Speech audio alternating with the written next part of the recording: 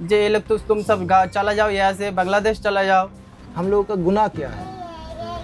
Waste Bengal होना क्या हम लोगों का गुनाह है? ভারতের আসামে ফের নাগরিকত্ব নিয়ে বেড়েছে দুশ্চিন্তা। রাজ্যটির সরকার বলছে তারা বাংলাদেশি অনুপ্রবেশকারী ধরছে। আদপে টার্গেট হচ্ছেন আসামের বাংলা ভাষাভাষীরা। বার্তা সংস্থা রয়টার্সের প্রতিবেদনে বলা হয়েছে, মুসলিম অধ্যুষিত বাঙালি এলাকায় ব্যাপক উচ্ছেদ চলছে। নির্বাচনের আগে হাজারো মানুষকে ঘরছাড়া করা হচ্ছে। ওয়াশিংটন পোস্ট লিখেছে, এটি মানুষের পরিচয় কেড়ে নেয়ার এক পরিকল্পিত প্রচেষ্টা, যাতে তারা নিজের দেশেই পরবাসী হয়ে যান।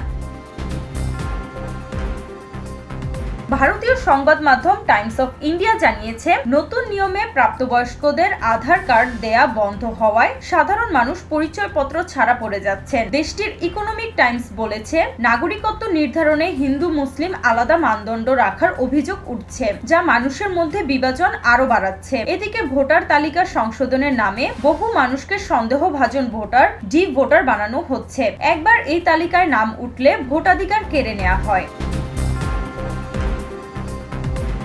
মানবাধিকার সংগঠনগুলোর মতে, ভোটাধিকার কেড়ে নেওয়া মানে সমাজেরই একটি অংশকে অস্বীকার করা। এসব ঘটনার মধ্যে আসামের বাঙালিদের মনে ভয় বাড়ছে প্রতিদিন। এক যুবক স্থানীয় সাংবাদিককে বলেছেন, আমি এখানে জন্মেছি, আমার বাবা মা এখানেই, তবু হঠাৎ যদি বলে আমি বাংলাদেশি, তাহলে আমি কোথায় যাব? এই এক প্রশ্ন এখন হাজারো বাঙালি পরিবারকে তাড়া করে ফিরছে। রাজ্যটির বহু জনগণ বাঙালি পরিচয় নিয়ে আছেন চরম সংকটে।